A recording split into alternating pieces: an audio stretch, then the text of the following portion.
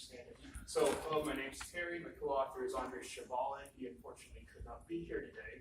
I've spent the last year and a bit doing nothing but reading, thinking, and writing about xenon and molten salt reactors. In my presentation today, I'm going to sort of briefly go over what I've sort of read. So at any rate, we're going to go over a brief history of molten salt reactors. I'll show you the timeline of the research that's been done. I'll give you a brief primer on molten salt reactor xenon theory. I'll go over a few problems and unanswered research questions, and we only have time to go into sort of one problem in detail, so I'll go into the problem with graphite mass transfer, and I'll give you a brief take-home message. So, molten salt reactors in 30 seconds. Molten salt reactors use a liquid alkaline fluoride fuel salt, which circulates between a moderator and a heat exchanger to sort of generate power. There's been a continuous development of molten salt reactors from about the early 1950s to about 1980. There's been three experimental molten salt reactors developed: the aircraft reactor experiment, the Pratt & Whitney aircraft reactor, and the molten salt reactor experiment displayed here in the top three. And then there's been a series of paper reactors developed from the molten salt breeder reactor to the DMSR in the 1980s. So a brief history of molten salt reactor xenon. The impetus for the aircraft reactor program using a molten salt reactor was concerns over xenon. So the idea is something to be effective when you're an aircraft that's airborne and you have a xenon transit, you don't want your reactor to poison out, so the idea is to sparge xenon out of there so you can't poison out, you don't crash your airplane. So there was continuous investigations of these molten salt reactors, xenon behavior throughout the MSR program. Today, there's been two major models made for the molten salt reactor experiment, the xenon behavior. According to my investigations, predictive modeling of molten salt reactor to date has been, predictive modeling of molten salt reactor xenon behavior to date has been unsuccessful, although there has been some limited success with fitting a model to the experimental data. This is documented largely in ordinal reports, and these are varying availability. The earlier reports are generally more hard to come across than the later reports, and there's been renewed interest in the field since about 2004. This picture on the left is the experimental setup used at the University of Tennessee to test the MSRE xenon stripper efficiency. That was pretty neat. Okay, so if I did anything useful, it's this right here. This is all the literature I could find in regards to molten salt reactor xenon behavior. So you sort of have these two periods of interest. You have this period from about 1954 to 1977. This was largely done out at Oak Ridge. Most of the reports are from Oregon. And then you have this one report back in 2004, which interestingly enough was done by the same guy in 1977 and 2004, Ishiro Shimazu, at University of Fukai. And then you have this period 2016 onwards where there's been renewed interest in the subject. So let me give you, this is the simplest way I know how to explain this and how it works. In a solid fuel reactor, you have the behavior of your xenon generated through fission, and you also have the xenon progenitors, tellurium-135 and iodine-135.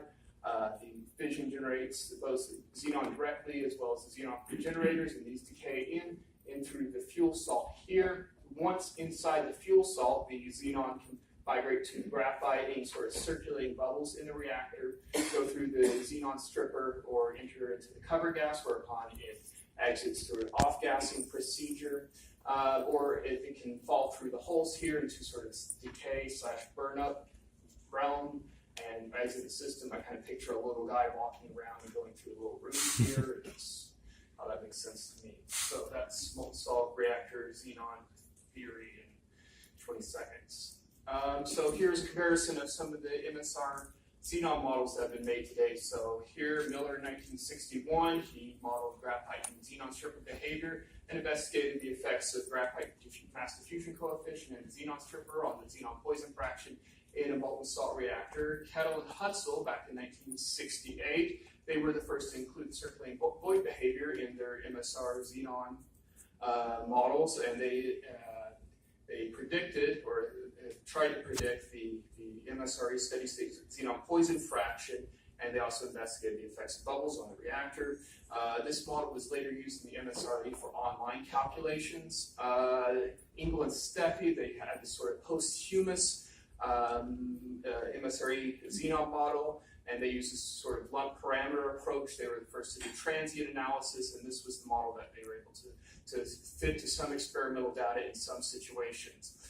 Finally, Shimazu in 1977 and 2004, he abstracted the set of xenon models into a set of ODEs and PDEs, and he did transient analysis coupled with sort of this balance of plant model along with and he investigated sort of required reactivity control mechanisms for molten salt reactors. So those are sort of the major xenon models that have been performed today.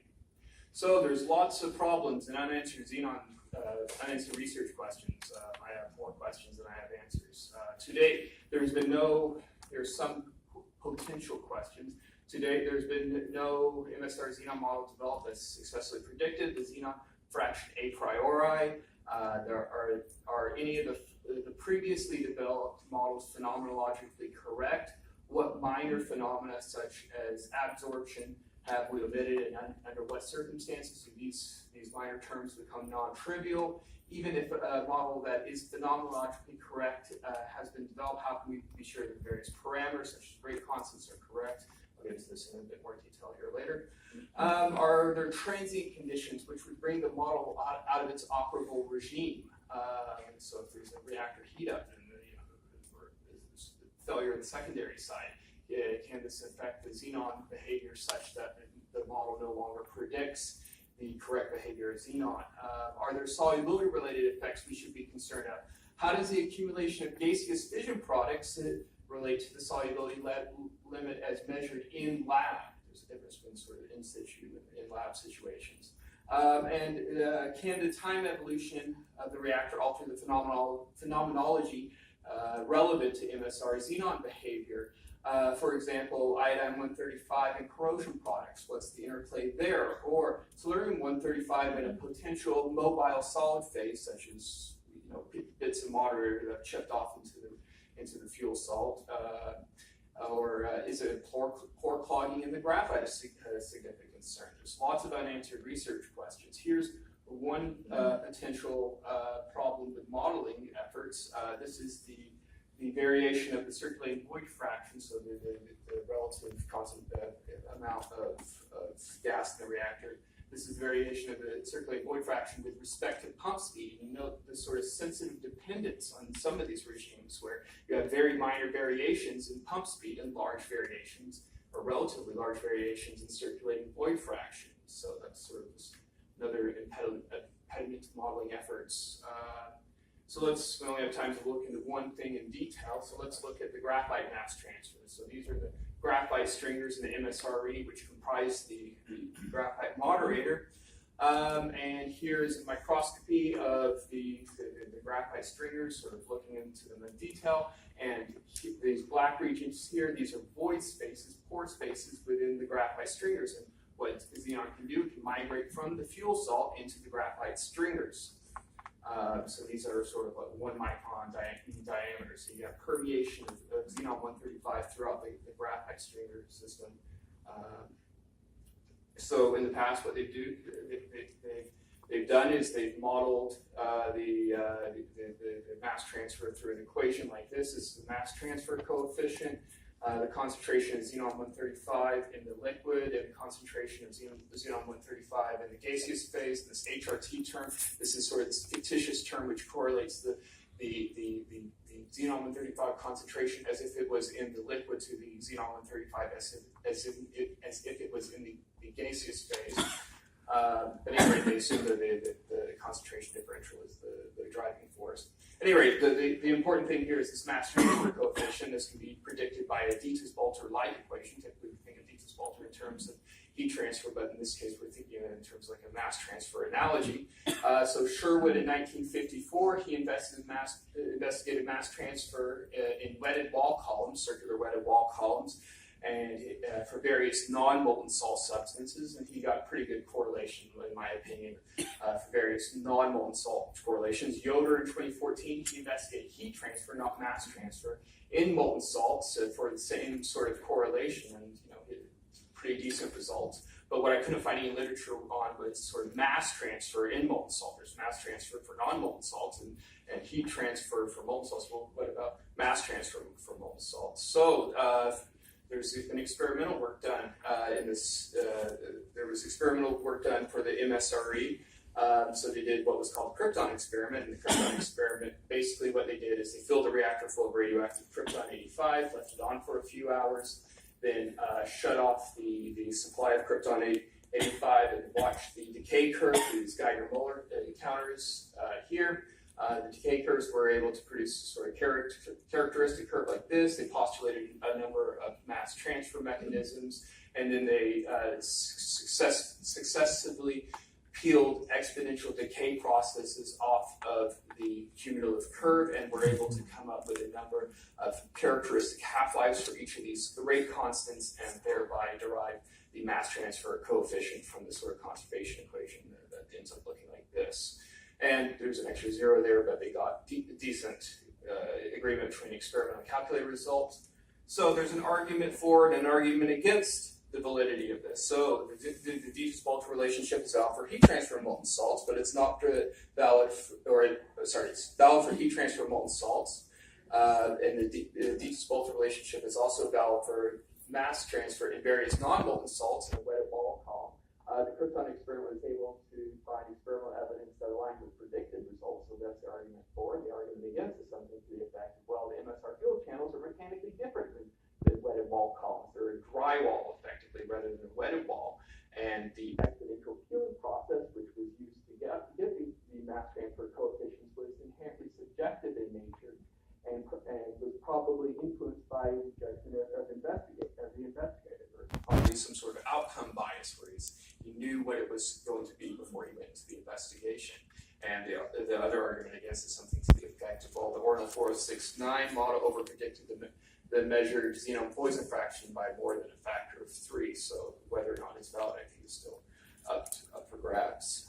So what you can take away from this presentation, there was continuous development of MSR xenon models throughout the MSR program, renewed interest starting in about 2004, and there's been more publications in the last 3 years than the previous 40, but that makes sense given the development of the molten reactor program.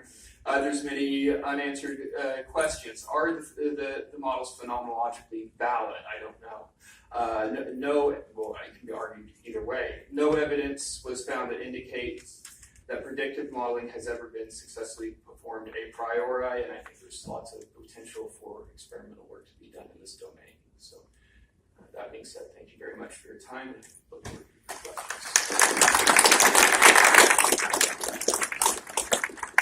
Okay, well, you were actually a couple minutes ahead of schedule, so okay. More time for questions. Oh, this is good. We're going to start actually here. I'll come back. Maybe not clarity. Fantastic presentation. Just wondering, do you have a parallel project where you're actually simulating this, I guess, load with xenon running around in a 3D model and circuits and open components? Yeah, so Zach Taylor at the University of Tennessee, Knoxville, he's working on Vera MSR, which, so the direct answer to your question is no, I am not working on that. The indirect answer to your question is something to the effect of Zach Taylor, University of Tennessee, Knoxville, is working on Castle Vera MSR, which will implement the existing theory of MSR xenon behavior into this sort of three-dimensional, very large code. Is that good? Yep. Okay. Yes, sir. So I'm hearing uncertainty about xenon behavior. Yeah. Can you move that into an operational realm and give us some sense of how important is that uncertainty in terms of actual reactor operation? Well, I mean, if you want to know what the xenon behavior is going to be, you sort of have to model this. I'm not clear on your question. How strong an influence will it have on reactivity? Oh, okay. So in the interesting question. So in the MSRE, the measured xenon poisoning fraction was about 0.3 delta K over K percent. Sorry, not 0.3, but 0.3%. So 0.1. So there's that aspect. But the other aspect is, I think, as you're sort of scaling up these reactors into sort of power producing scale reactors, this becomes more of a significant sort of uncertainty. Maybe. Does that answer your question? No? Kind of. Maybe. We can talk after and reiterate the conversation. Yes, sir. Your last point says there's lots of potential for experimental work. I agree with you. The reactors. That's really interesting. Here's my thinking on that. Is okay. So there's the mass transfer coefficients, right? Typically, this is how they predict the mass transfer relationship from different compartments in the reactor. Okay, so there's mass transfer coefficients. Mass transfer coefficients are predicted by the Sherwood number. The Sherwood number is a function of the mass diffusion coefficient. The mass diffusion coefficient can be predicted by the Einstein-Stokes relationship. The Einstein-Stokes relationship is a function of the radius of the species being diffused. The radius of the species being diffused is a function of ionization. So what that means that if it's a function of ionization, that the mass transfer properties in a nuclear reactor, in a radioactive situation, is going to be different than the mass transfer properties in a non-nuclear situation because the species are ionized. Does that answer your question? Yes. Okay, thank you. Okay, I think we need to stop there. Thank you very much.